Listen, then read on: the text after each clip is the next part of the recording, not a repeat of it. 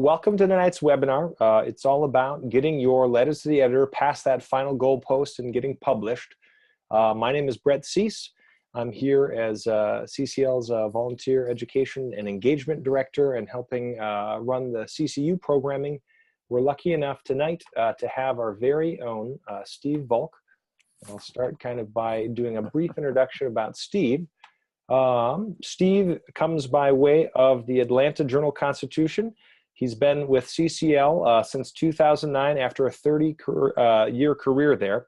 And Steve's in charge of all of our media materials, or I guess now is sharing that with his deputy director, Flannery, but up until about a couple of months ago was the sole contributor to media material and distribution through all CCL volunteers, and also directs our social media.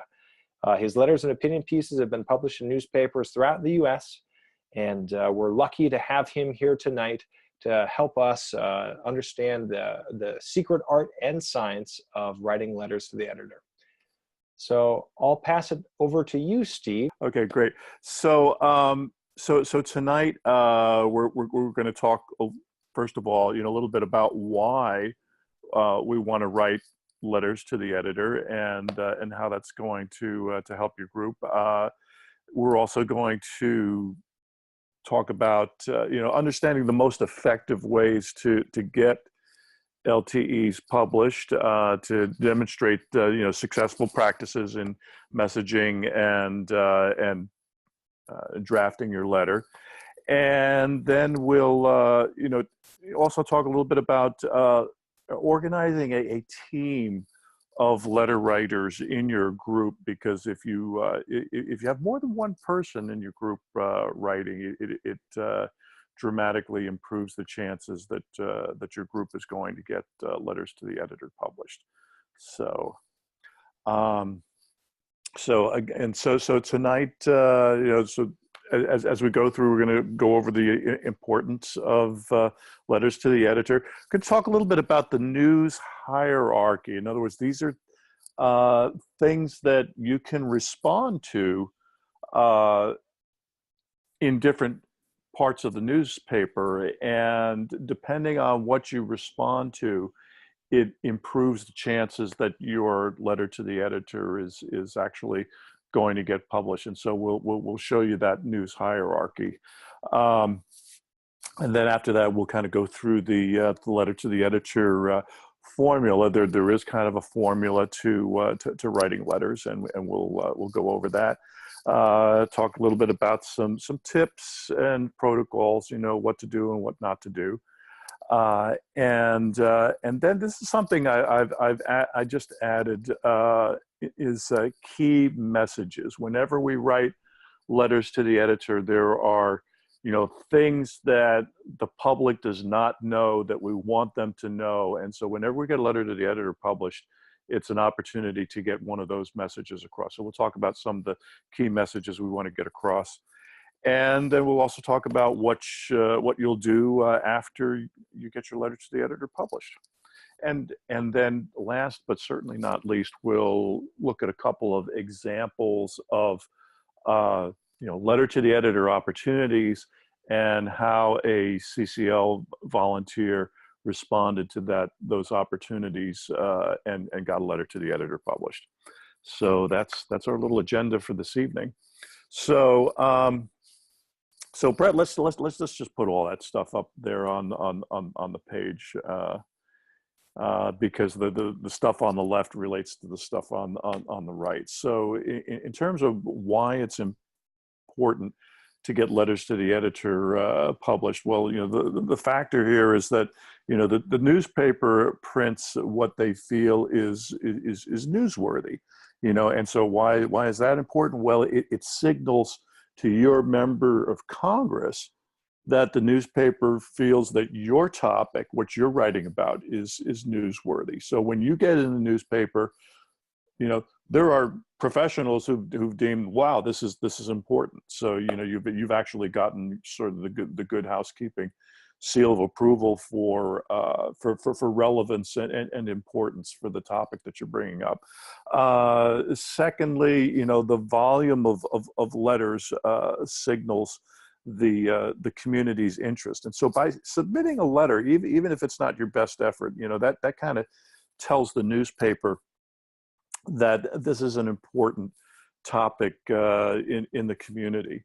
And then, a third, factor here is, what's happening at home. And so members of Congress use letters to the editor often to kind of put their finger on the pulse of what is happening in the district. And then lastly, another factor is that your letters to the editor provides visibility for Citizens Climate Lobby in your community, whether you're mentioning Citizens Climate Lobby in your letter, or maybe you have it in your signature that you're affiliated with Citizens Climate Lobby. But it gives it raises the visibility of your chapter in your community, and you might actually end up recruiting some new volunteers as a result of that.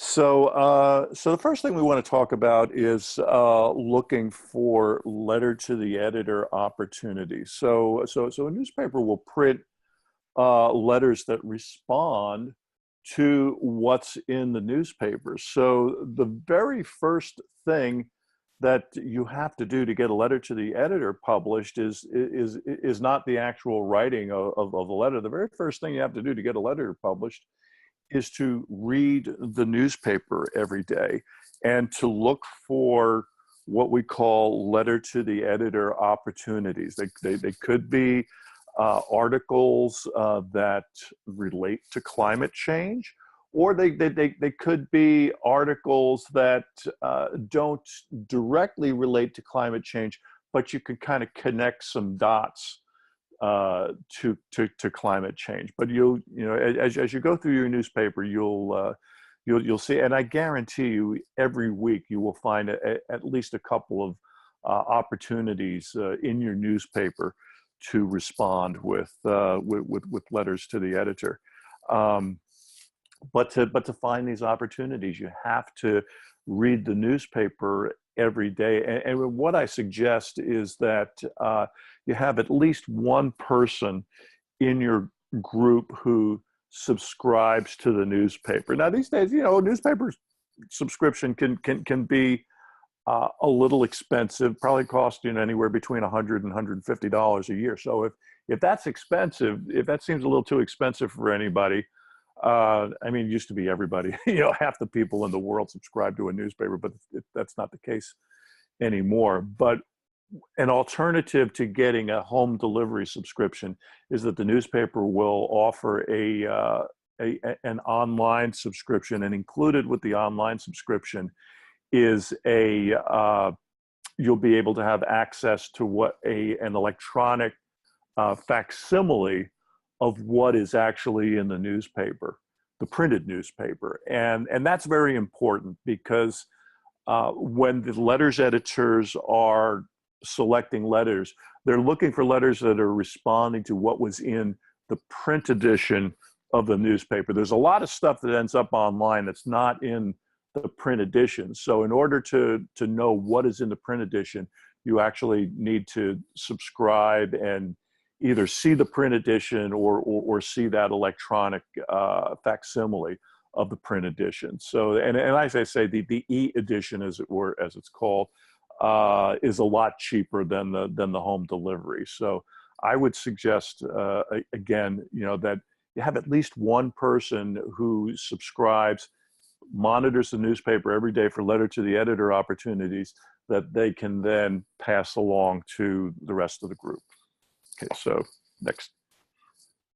So I mentioned that we were going to kind of look at the news hierarchy, and these are things that you can respond to in the newspaper for letters to the editor. And so I've kind of developed this hierarchy, and the reason I came up with this is because, depending on what you respond to, it really improves your chances of your letter getting published.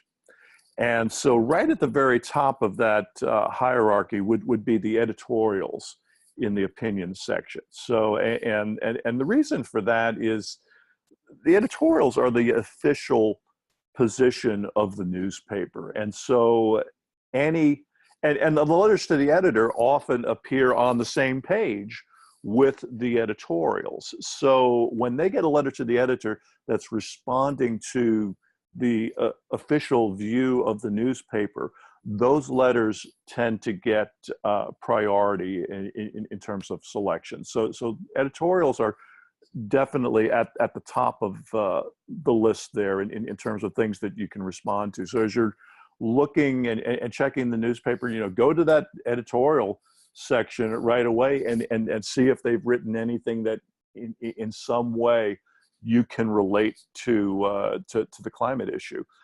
Right, close second behind that is front page stories. If a newspaper has determined that a story is important enough to be on their front page, they will probably also determine that a letter responding to those stories is important enough to be in the newspaper. So that's those are the two most important places that you want to look for letter to the editor opportunities, is editorials and front page stories.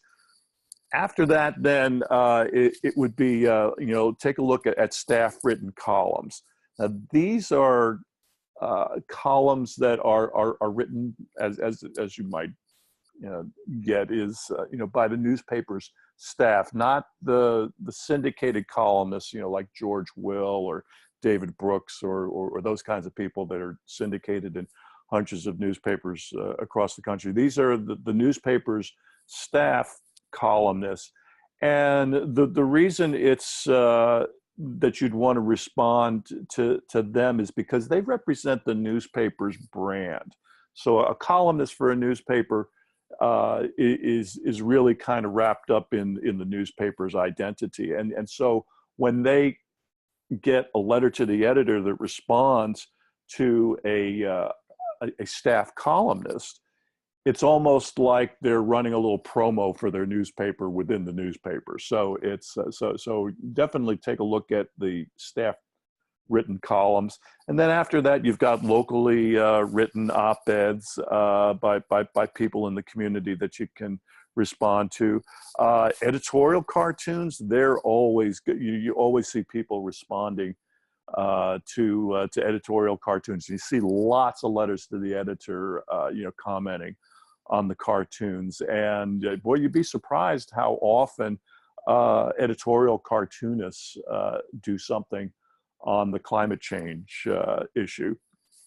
After that, then we're talking about syndicated columnists, as I mentioned, the George Wills, the David Brooks, the Paul Krugmans, people like that.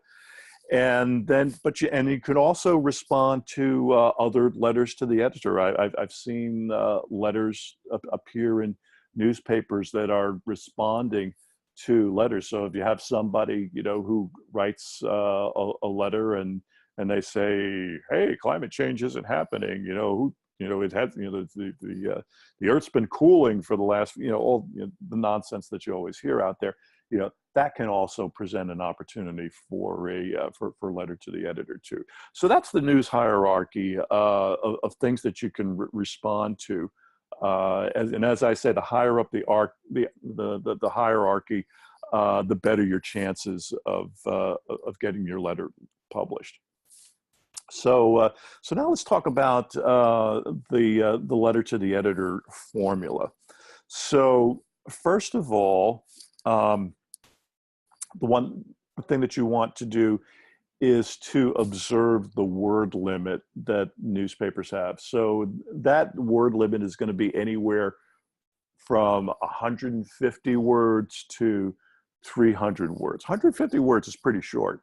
And that's actually the limit for the Atlanta Journal Constitution, where I am. And so 150 words, that's almost, I would call that almost like the haiku of advocacy, because it's you really have to be concise and on point with 150 words. So usually that with 150 words, you're probably going to get about like 3 short paragraphs. So what you want to do is in the opening of your letter, the very opening of your letter, is to reference the story or the opinion piece that you're responding to.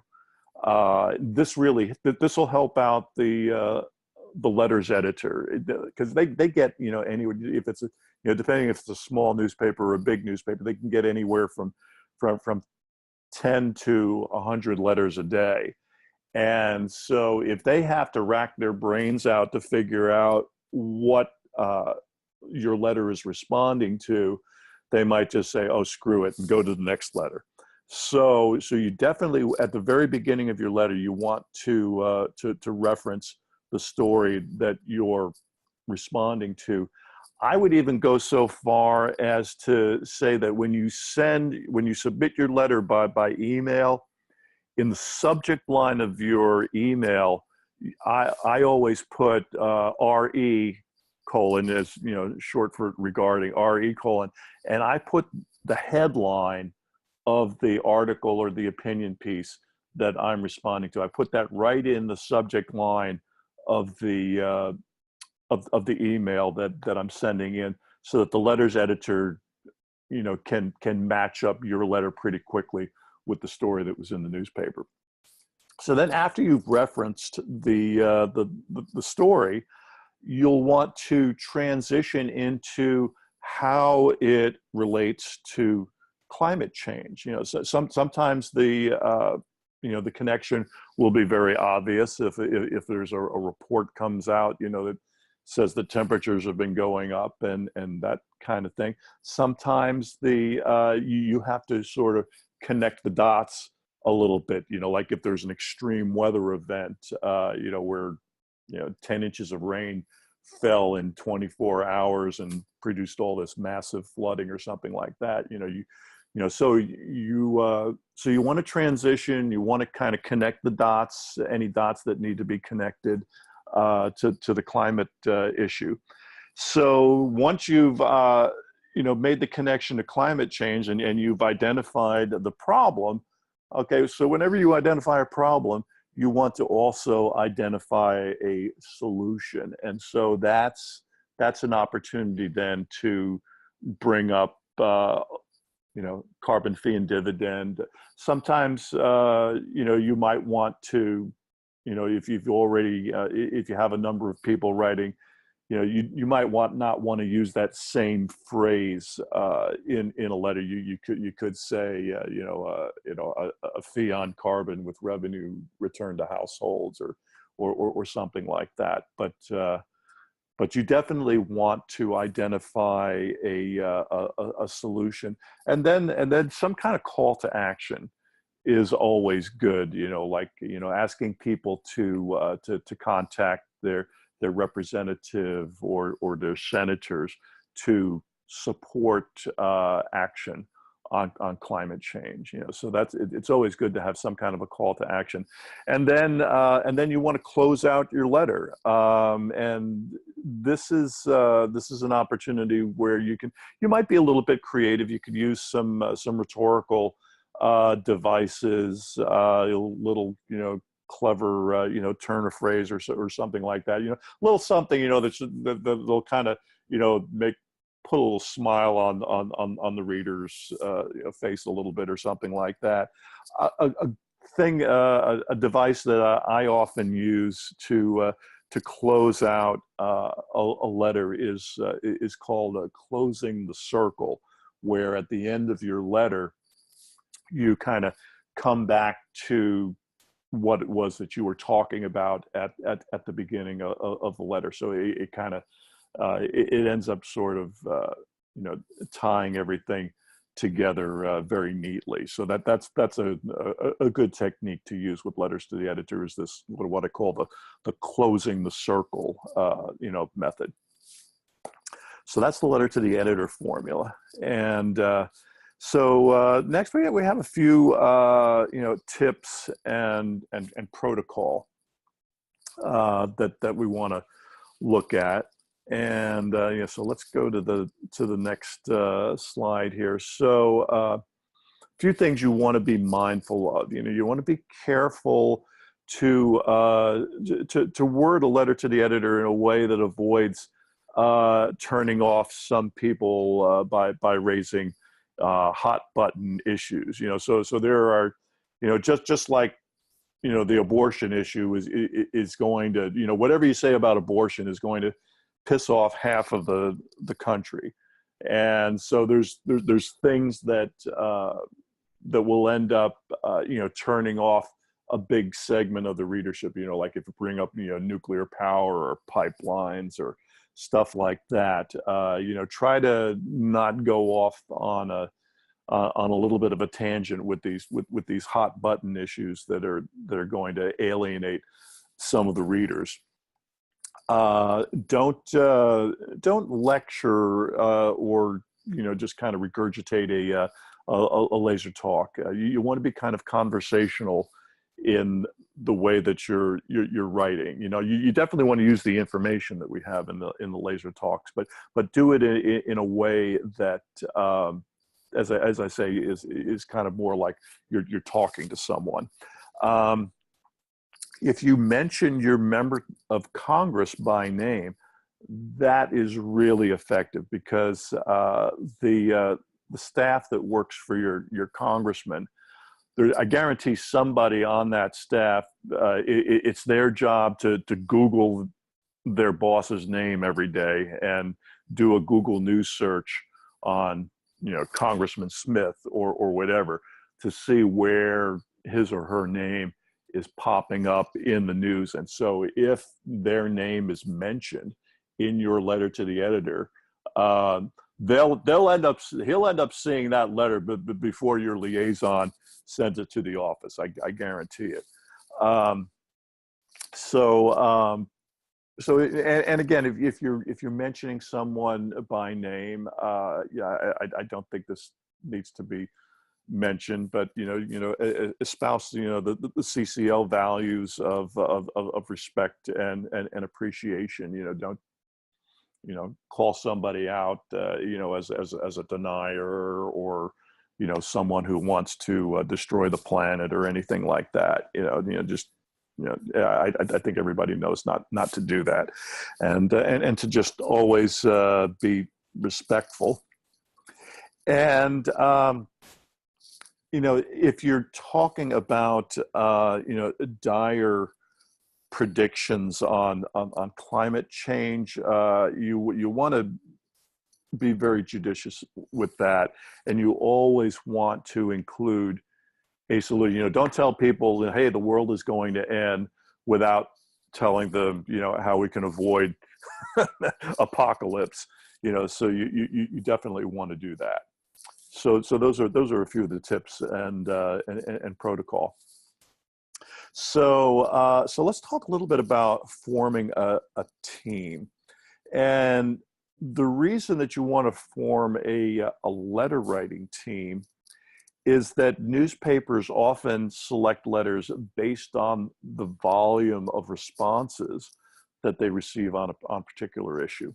So if a newspaper on, over the course of 24, 48 hours gets 5 letters to the editor about climate change, it's much more likely that they will select one of those letters than if you only have 1 letter submitted. So submitting several letters will dramatically improve the chances of at least one of your members, possibly even a couple, getting published in the newspaper. In the Atlanta paper, they only run like 2 letters a day. So the odds of you getting more than 1 letter a day in the Atlanta Journal-Constitution are pretty remote.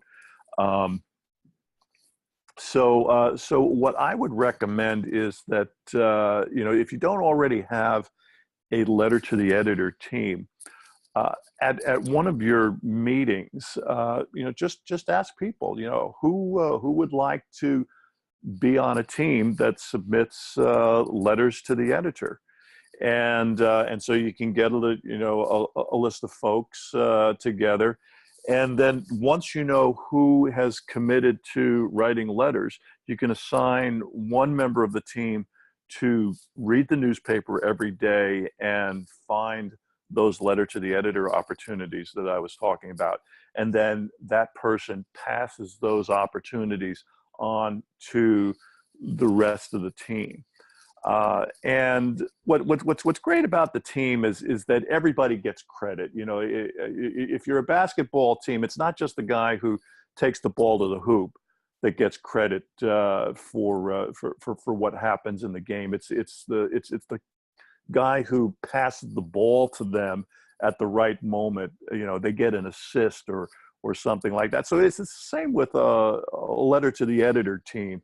You know, even if your letter doesn't get published, the fact that you sent a letter in, and which improved the chances that one of the letters would get published, you get an assist for that. You know, so that's why it's important to have a team. I guarantee you'll get more letters to the editor published if you have a team of letter writers working on that. So let's talk a little bit about key messages. You know, as I said, this is something new that I've decided to add to my presentation. So what I mean by key messages is that, you know, what are the big things that the public needs to know that they don't already know? And so we're, as climate advocates, we know a lot of stuff, and we generally make assumptions that you know, most of the public knows these things, but there's a lot that the public doesn't know. And so whenever we get a letter to the editor published, it's an opportunity to get one of these messages across. So I want to kind of go over, you know, what some of these messages are, and of course this presentation will be on CCL Community, so you can kind of go back and look at these. But here are some of the things that you could take your pick out of all of these. But whenever we get a letter published, we definitely want to get, you know, one of these messages across. You know, and first and foremost is, you know, that there's a solution to climate change that's also good for the economy. It's called the carbon fee and dividend, and there's a REMI study that backs up this policy and shows that after 20 years we'll get 50% reduction on CO2 emissions and add 2.8 million jobs to the economy. And this is just really critical information. This is information that if everybody knew this, it would be a slam dunk for us to get our legislation passed. So that's a very key message to get across, you know, whenever we have the opportunity. Also, you know, another key message is that, you know, the conventional wisdom out there is that, you know, we have to make this choice between the environment or the economy. If we do what's good for the environment, you know, it'll be bad for the economy, and vice versa, and everything. And we know that that's a false narrative. You know, that we can take steps that will benefit both the environment and the economy. So that's another key message that we want to get across to people. This third one, this is like, wow, if everybody knew this, you know, all our problems would be solved. And that is that, you know, the vast majority of the public does not know about the scientific consensus on climate change, that 97% of climate scientists agree that climate change is man-made. We just can't repeat that enough. And if you were, if you've seen Tony Leiserowitz from the Yale Project on climate change communication, if you saw his presentation and you saw the numbers, it's like only 13% of Americans know about this consensus. The vast majority of Americans think that there's still this huge debate going on among scientists as to whether or not climate change is really happening. So that's another key message that we really need to hammer home. Another good message to get across is that everybody just assumes, oh my God, Congress is so screwed up, they'll never be able to do anything about climate change. And so it's really important to give people hope that, there are some good things going on in Congress, and there is reason to hope that they can come up with a solution, because now we actually have Republicans and Democrats talking to each other about climate change with the bipartisan Climate Solutions Caucus. So that's another good message to be getting out there. Another good message is that a revenue neutral carbon fee is actually a conservative solution, and because it uses the power of the marketplace to solve the climate problem rather than government regulation. So I think it's important to let people know that this isn't a left thing or a right thing, but in some respects it actually is a conservative solution.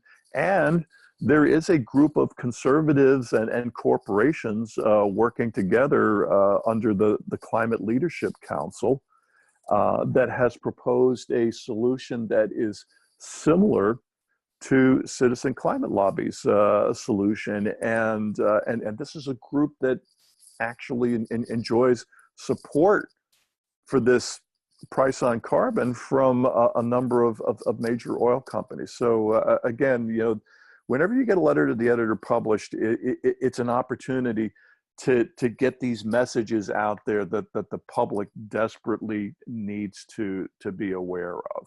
So do consider those messages whenever you're getting a letter to the editor published, and figure out, okay, which is the message that's appropriate for my particular letter this time. So you get your letter to the editor published. What do you want to do? Well, first thing you want to do is to send your letter to the editor with a link to it, to your district's congressional liaison. So whoever the person is in your group that communicates with your congressman's office, your senator's office, whatever, you want to make sure that they know that there was a letter to the editor published, and share the link to it in the newspaper with the liaison, and then let the liaison then communicate to the aide that they communicate with in Washington. It's a great opportunity for the liaison to communicate and develop the relationship. They could just send a little quick email. Oh, hey, our members, one of our members had a letter to the editor published today in the journal. Here's a link to it, and so this is the way that we guarantee that the member of Congress, or at least their staff, is seeing these letters to the editor. You also want to submit a CCL field report. We like to count these letters. We need to get a good count on how many letters we're generating each month, and then throughout the year and so forth. So do make sure that somebody in your group is designated, whoever is designated to file field reports. Make sure they know that that your group got a letter to the editor published, so that they can file a field report. And be sure to tell your chapter and your chapter leaders. So whenever you meet each month, one of the things that you can celebrate as a success that your group had a particular month is a letter to the editor getting published. So those are some of the things that you want to do, after a letter has been published. And you can also leverage your letter to the editor on social media. So if you have a Facebook page, you can post your letter to the editor. You basically just take the URL for the page that that your letter is published on. You can pop that into your Facebook post, and it'll automatically create a little link to the newspaper and everything. And you can just say a little, thing to your friends. So, hey, I got a letter to the editor published. Check it out, and share with your friends if you can. So definitely share it on Facebook, and if you're on Twitter, you can also share your letter to the editor that way. And what's nice about Twitter is that this is another way that you can get your letter in front of your member of Congress. So, whatever. So every member of Congress these days has a Twitter handle. You can look it up. And so, it's either, at Rep Smith or something like that. But you want to include the Twitter handles for your members of Congress, so that whoever is on staff for your congressman will probably be monitoring their Twitter feed, and whenever their boss gets mentioned, and so if they get about 10 tweets or so on your letter, that might be enough for the staffer to say, oh, hey, this is something maybe I need to show the boss. So, and then, ask the members of your group who are on Twitter to retweet your post about your letter to the editor. So in that way, not only are the people who read the newspaper seeing your letter, but you're actually getting it out there on social media as well. So let's take a look at a couple of examples of letter to the editor opportunities and what a volunteer did to respond to that article and the letter that was published. So this was a story that ran a few weeks ago in a lot of newspapers around the country. Debate heats up about teaching climate change. So the story is basically about the fact that there are some states now that are requiring that teachers teach alternative theories to climate change.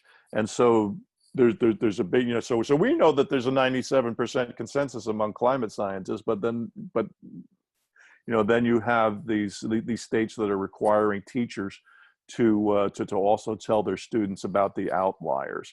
So that was the story that appeared a couple of weeks ago.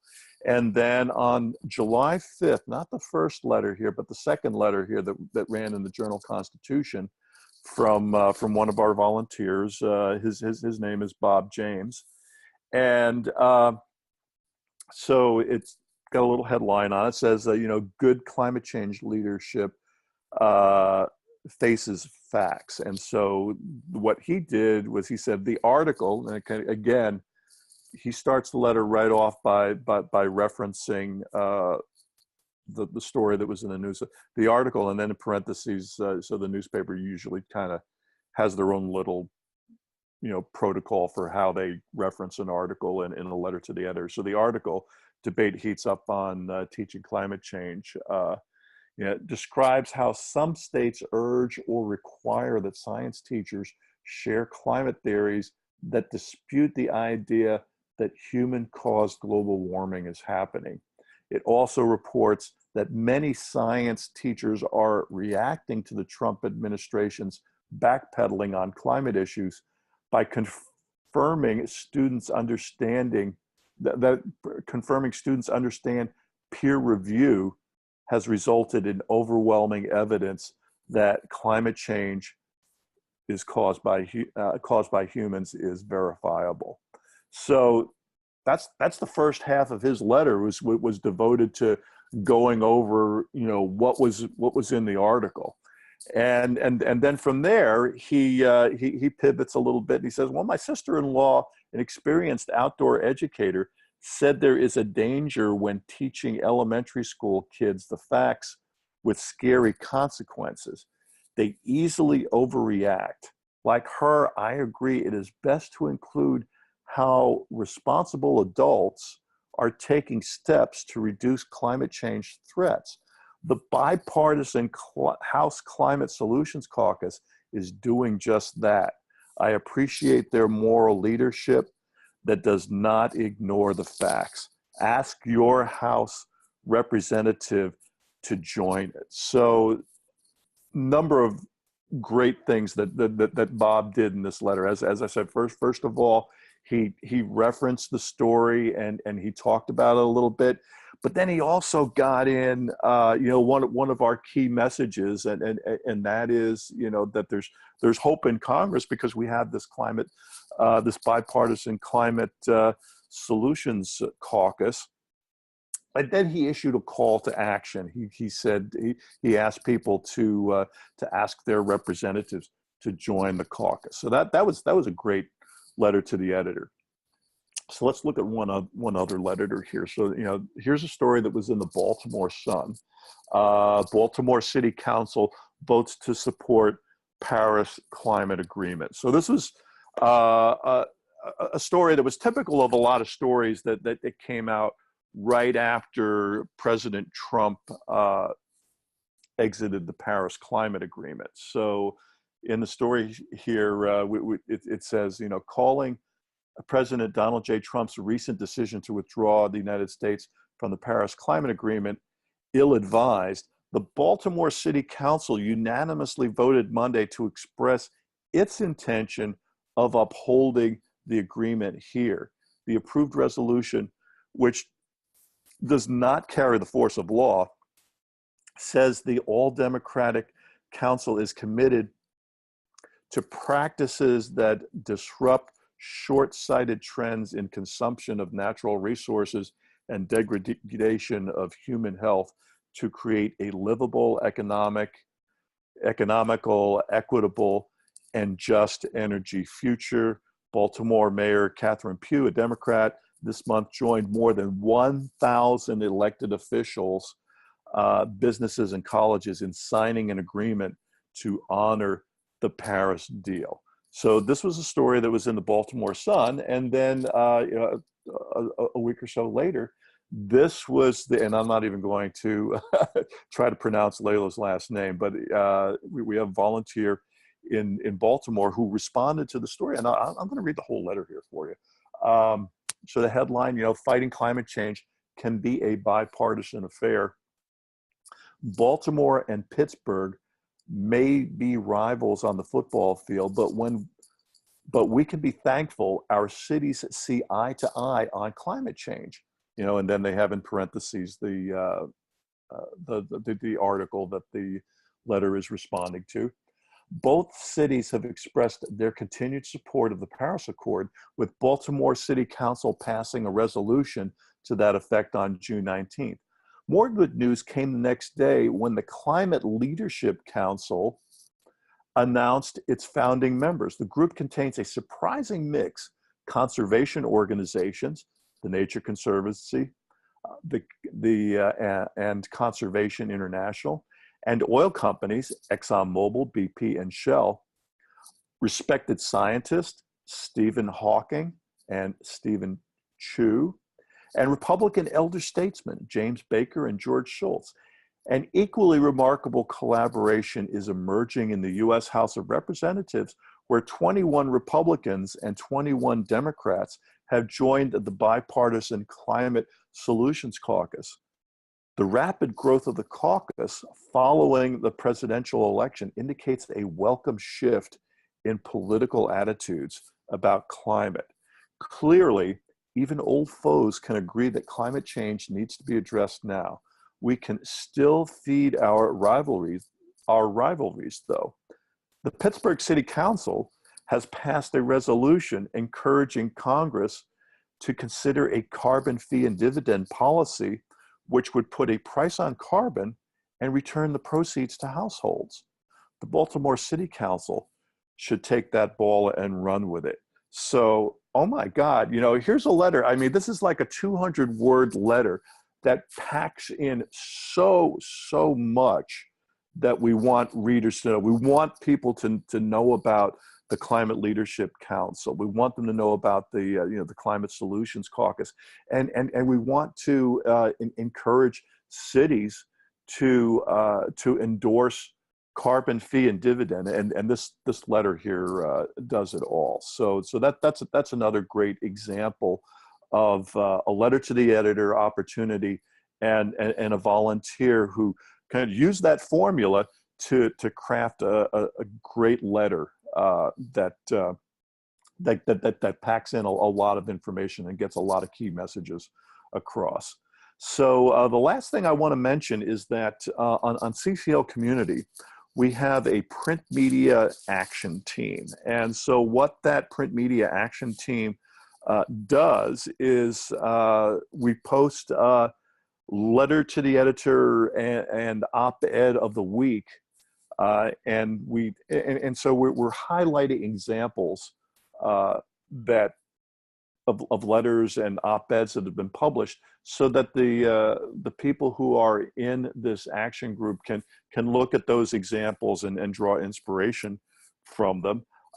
We also publish at least once a week. We publish letter to the editor opportunities. You know, stories that are in the news that we can respond to, and I usually find something.